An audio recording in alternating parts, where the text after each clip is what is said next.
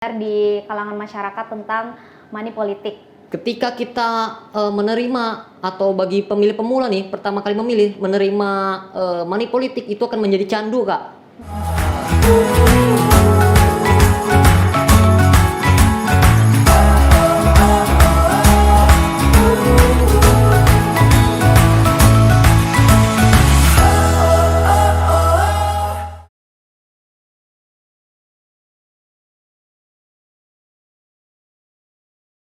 Assalamualaikum warahmatullahi wabarakatuh. Salam sejahtera, shalom, om swastiastu, namo buddhaya, dan salam kebajikan.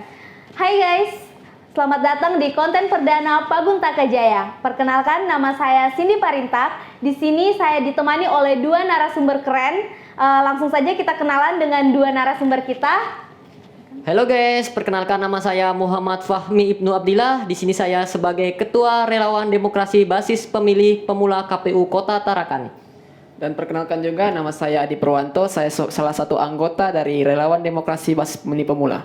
Sebelumnya saya mau ngucapin terima kasih nih buat Abang sudah menyempatkan waktunya untuk datang di sini. Nah, pada tanggal 9 Desember nanti ini kan ada pemilihan dan saya ini baru pertama kali akan memilih. Tapi saya belum tahu nih KPU itu apa sih? Mungkin Abang boleh jelaskan menurut Abang KPU itu apa sih? KPU ya Kak ya? Iya. Oh ya, betul sekali. KPU itu sendiri yaitu lembaga negara nih Kak. Lembaga negara yang fungsinya untuk menyelenggarakan pemilihan umum itu sendiri. Jadi dari tahapan-tahapan pemilu KPU lah yang mengurus hal itu semua. Selain itu juga KPU mempunyai fungsi untuk meningkatkan partisipasi pemilih nih Kak. Selain menyelenggarakan pemilu juga dia mempunyai kewajiban untuk meningkatkan partisipasi pemilih itu sendiri. Seperti itu nih Kak. Oh, seperti itu. Terus peran KPU itu apa tuh Kak? Peran KPU yang sudah saya sebutkan tadi nih Kak. Banyak sih peran-peran KPU nih Kak. Tapi secara singkatnya nih Kak, yang pastinya peran KPU itu dia menyelenggarakan pemilu Kak yang berasaskan luber jurdil. Apa itu luber jurdil Kak? Yaitu langsung, umum, bebas, rahasia, jujur, dan adil. Seperti itu Kak. Selain itu juga KPU juga berhak menseleksi nih Kak calon-calon yang akan mengikuti pemilihan umum dan partai-partai politik yang akan mengikuti pemilihan umum itu sendiri. Jadi banyak sih fungsi-fungsi KPU Kak, atau peran-peran KPU secara mendalam ya, secara singkatnya seperti itu. Oh, oke. Di sini saya juga belum tahu nih Kak, untuk memilih kalau kita mau ke TPS itu buat pemilih pemula, apa saja yang harus dibawa sebagai syarat agar bisa memilih? Oke, sebelum masuk ke syarat apa saja yang akan dibawa di TPS, izinkan saya untuk menjelaskan siapa sih pemilih pemula ya Kak ya? Karena penting sekali untuk kita mengetahui pemilih pemula itu apa. Jadi teman-teman semua, pemilih pemula itu sendiri orang yang pertama kali memilih pemimpinnya dan sudah genap berumur 17 tahun sebelum tanggal pemilihan. Misalkan nih Kak, di tanggal 9 Desember, dia tuh ulang tahunnya di tanggal 7 Desember. Nah, silakan diurus nih Kak surat keterangan jika belum mempunyai KTP di Dinas Kependudukan. Selain itu juga Kak, pemilih pemula juga ada dari kalangan purnawirawan TNI dan Polri, karena selama dia menjabat menjadi TNI dan Polri, dia tidak mempunyai hak pilihnya Kak. Jadi ketika dia sudah purnawirawan, hak pilihnya dikembalikan karena dia akan menjadi masyarakat sipil biasa, seperti itu. Nah, kita masuk ke apa saja sih Kak yang akan dibawa di TPS, terutama nih bagi para pemilih pemula ya Kak ya? Iya, betul. Bagi para pemilih pemula, karena pertama kali datang ke TPS, otomatis mereka tuh bingung nih Kak. Apa sih yang akan dibawa? Apa aja sih? Saya gugup nih Kak. Bingung nih apa yang mau dibawa. Nah, tips atau apa saja yang akan dibawa yaitu pertama, bukti dia sudah berumur 17 tahun nih Kak. Apa? KTP elektronik, surat keterangan dari Dinas Kependudukan, dan selain itu juga ada surat namanya C6 Kak. Dia terdaftar sebagai pemilih. Seperti itu. Itu yang wajib dibawa di TPS. Selain itu juga Kak, karena di masa pandemi nih Kak, ada hal-hal baru nih Kak di TPS. Nanti kita bahas bersama deh Kak, apa-apa hal-hal baru yang ada di TPS selama pandemi. Betul? Mungkin bisa dijelaskan oleh teman sana ya nantinya. Apa sih hal-hal baru yang ada di TPS selama pandemi COVID-19 seperti itu Kak? Oke, itu kan harus menyiapkan KTP elektronik tadi salah satu syaratnya. Ya, betul, Bagaimana Kak. dengan orang-orang yang sudah berumur 17 tahun tapi belum sempat mengurus KTP? Oh iya Kak. Bagi yang yang sudah berumur 17 tahun tapi dia belum mempunyai KTP Kak ya. Iya. Seperti yang saya jelaskan tadi, ketika hal mendesak nih Kak, udah mau dekat di tanggal pemilihan nih, segera urus, kalau tidak sempat membuat KTP, urus surat keterangan Kak di Dinas Capil seperti itu. Itu mengurusnya ya mungkin tidak terlalu lama seperti ektp. Dia hanya sekedar surat keterangan bahwa dia sudah genap berumur 17 tahun seperti itu. Itu harus di Dinas Capil kah atau mungkin bisa di pemerintah daerahnya sendiri seperti ketua RT atau lurah gitu? Tidak bisa Kak, harus di Dinas Capil karena dia mendata kependudukan yang secara resminya seperti itu. Jadi kalau misalkan dari surat keterangan RT atau kelurahan itu tidak bisa dikatakan sebagai syarat untuk memilih seperti itu. Oke, jadi pemilihan tahun ini dengan tahun-tahun sebelumnya itu kan sangat berbeda selama ada pandemi ini. Terus tadi Abang ada bahas tentang hal-hal baru yang ada di TPS pada saat pemilu. Bisakah Abang menjelaskan atau menyampaikan kepada kami generasi milenial apa saja hal-hal baru itu? Oh iya Kak, tadi saya ada sedikit menjelaskan tentang apa aja sih hal-hal baru di TPS selama pandemi. Nah, saya sebutkan tadi akan dijelaskan oleh teman saya, Adi Purwanto ya, yang akan menjelaskan. Nanti mungkin bisa dijelaskan. Baik, bismillah. Assalamualaikum warahmatullahi wabarakatuh. Mungkin perkenalkan dulu, nama saya Adi Purwanto. Di sini saya akan menjelaskan terlebih dahulu mengenai apa sih perbedaan antara pemilu tahun lalu dengan pemilu sekarang. Ya, kita tahu sendiri pemilu tahun lalu itu memang kondisinya lagi memang kita tidak adanya namanya COVID-19 ini. Tetapi di tahun ini kita ada menerapkan hal-hal baru seperti datang ke TPS sebelumnya kita menjaga jarak minimal 1 meter sebelum datang ke TPS. Terlebih itu mencuci tangan terlebih dahulu sebelum masuk ke TPS. Lalu dicek suhu. Jadi ketika suhunya teman-teman itu di atas 37,7 maka akan dialihkan ke bilik khusus. Yang dimana memang tempat bilik khusus ini dialihkan ke paling samping. Ada tempatnya nanti dikhususkan. Dan untuk yang memang dari peserta pemilih ini yang nantinya ditempatkan yang di bawah 3,7 yang bisa dibilang normal, nanti akan diarahkan masuk ke dalam TPS pertama untuk mengisi daftar hadir terlebih dahulu.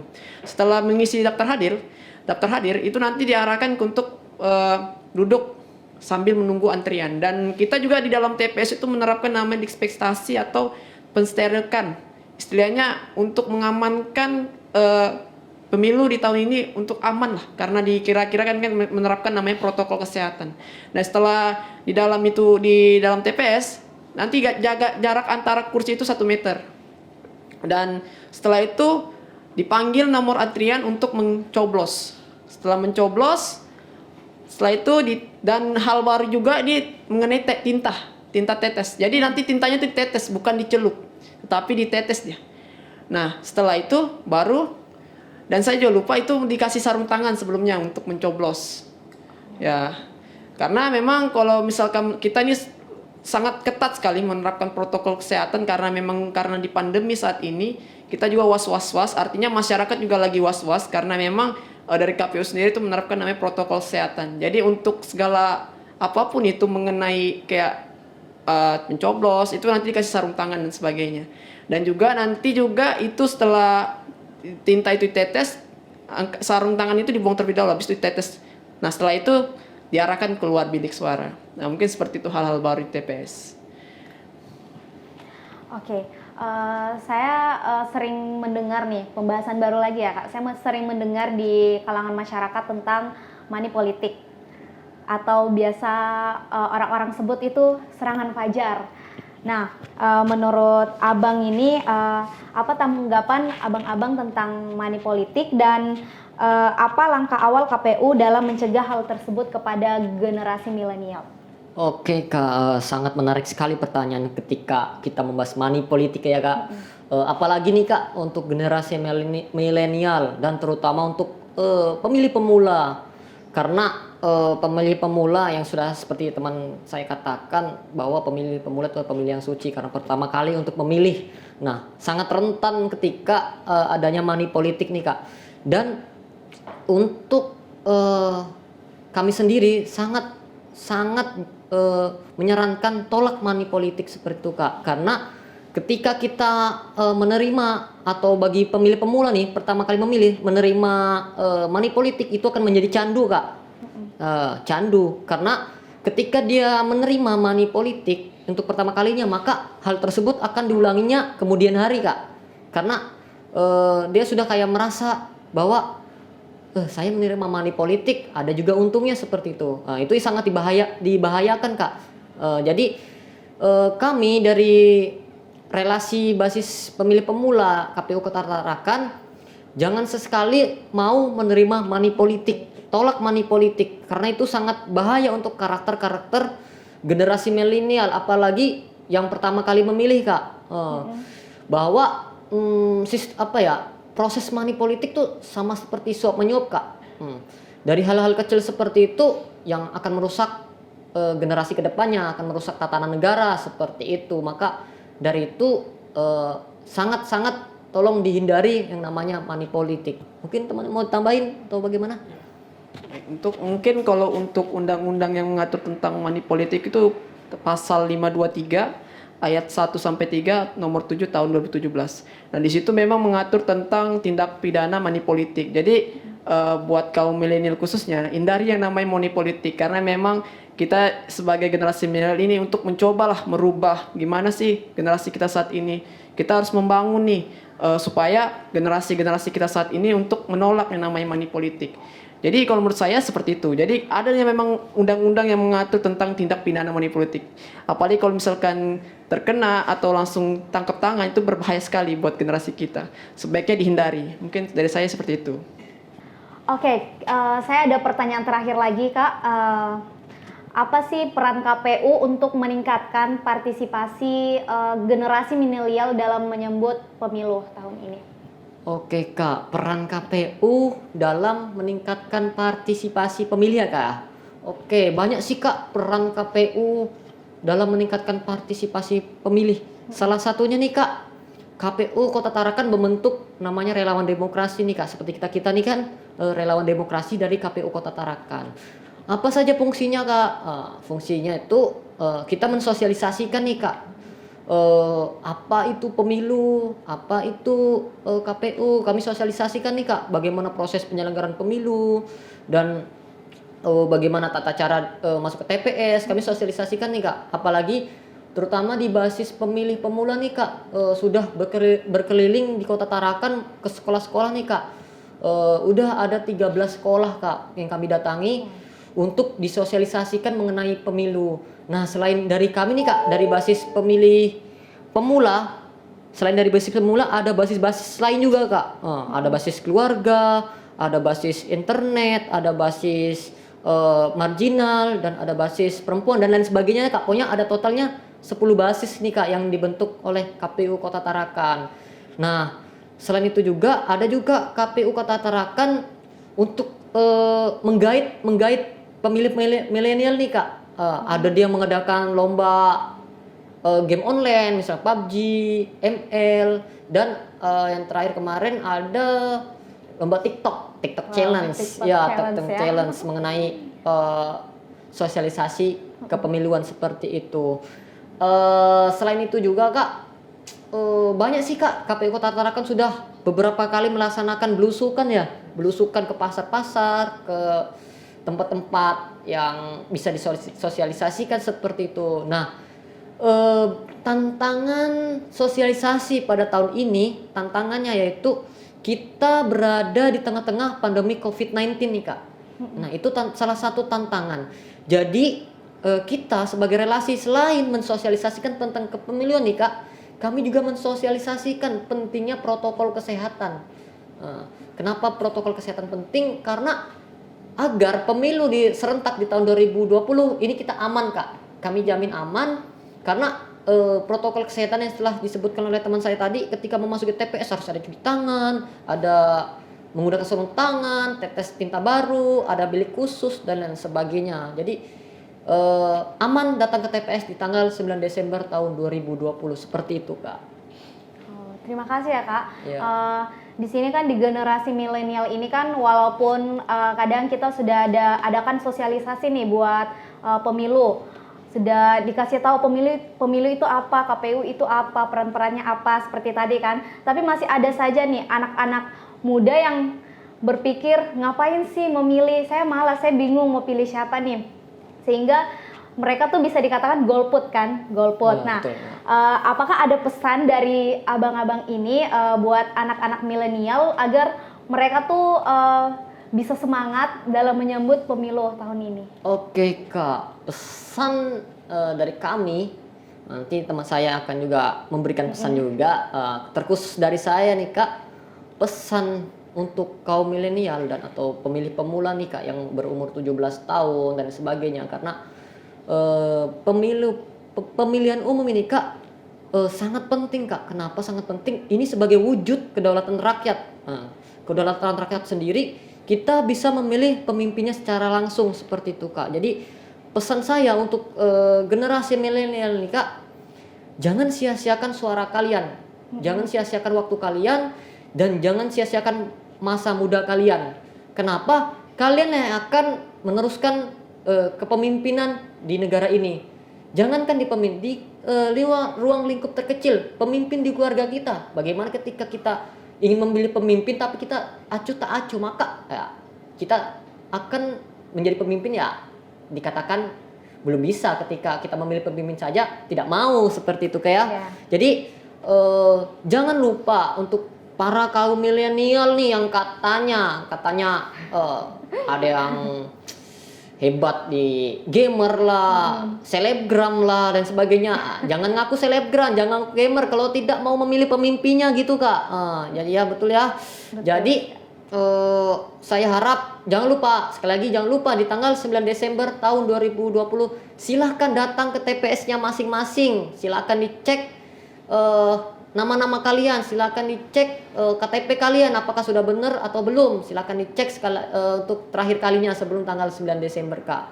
Mungkin itu aja dari saya, mungkin akan ditambahkan oleh teman saya. Oke. Kalau menurut saya mengenai teman-teman yang golput, saya rasa jangan seperti itu ya, karena pemikiran-pemikiran ini yang bisa dibilang merusak kedaulatan demokrasi bisa dibilang. Mungkin kita mempunyai hak, tetapi alangkah baiknya kita memberikan suara kita untuk pemimpin kita nih selama 5 tahun ke depan yang akan membangun Kaltara ke depannya. Dan kebijakan-kebijakan yang diterapkan nanti itu berdampak pada yang teman-teman yang tidak memilih. Misalkan ketika kebijakan pemerintah misalkan seperti kau dilarang seperti ini karena kita dulu tidak memilih. Artinya hak suara kita ini kan penting bisa dibilang. Ya. Nah, karena itu jauhilah namanya golput. Usahakan memilih walaupun kita istilahnya bangun langsung cuci muka aja datang ke TPS, istilahnya adalah hak suara kita untuk memilih. Nah, karena ini kan selama 5 tahun ke depan kan ini kita yang membangun Kaltara nih. Kita lihat pemimpinnya seperti apa. Dan juga kemarin kan sudah ada debat-debat seperti debatnya kemarin tuh sudah disiarkan langsung juga. Nah, kita lihat visi dan misinya. Nah, kita bukan hanya memilih pemimpin, tetapi kita visi dan misinya apa yang dia mau kembangkan di Kaltara. Karena kita tahu sendiri Kaltara ini kan sumber dayanya cukup besar ya, cukup banyak. Nah, bagaimana pemimpin ini mengelolanya dengan kebijakan-kebijakan yang diterapkannya. Jadi, jadilah pemilih yang berdaulat atau pemilih yang pintar dengan apa yang disampaikan dari calon tersebut atau visi misinya. Kita lihat dari situ. Dan jangan jauhilah yang namanya golput itu. Usahakan kita memberikan hak suara kita. Karena itu hak suara kita tuh kan sangat berarti gitu. Nah, mungkin statement saya seperti itu aja sih. Karena memang kalau misalkan terlalu panjang juga, kan ini juga istilahnya berdampak gitu ke depannya. Karena kita berdampak ke depan, karena kenapa saya bilang berdampak? Karena ini yang akan membangun Kaltara ke depannya seperti itu selama 5 tahun. Iya, Ya, nasib Kaltara 5 tahun ke depan Ya. itu ada di tangan kita ya, Ya. Kak. Oh ya nih Kak, sebelum kita menutup podcast pada hari ini, ada saya sedikit slogan nih Kak untuk Pilgub Kaltara nih Kak. Nanti saya ucapkan sukseskan Pilgub Kaltara tahun 2020. Pemilih berdaulat, negara kuat. Nanti kakak bisa menyambung di pemilih berdaulat, negara kuat. Oke Kak ya? Oke. Oke. Sukseskan Pilgub Kaltara tahun 2020. Pemilih berdaulat, negara kuat. Oke, terima kasih. Sekian saja pembahasan kita pada hari ini. Terima kasih buat kedua narasumber kita. Buat teman-teman, sampai jumpa di podcast selanjutnya.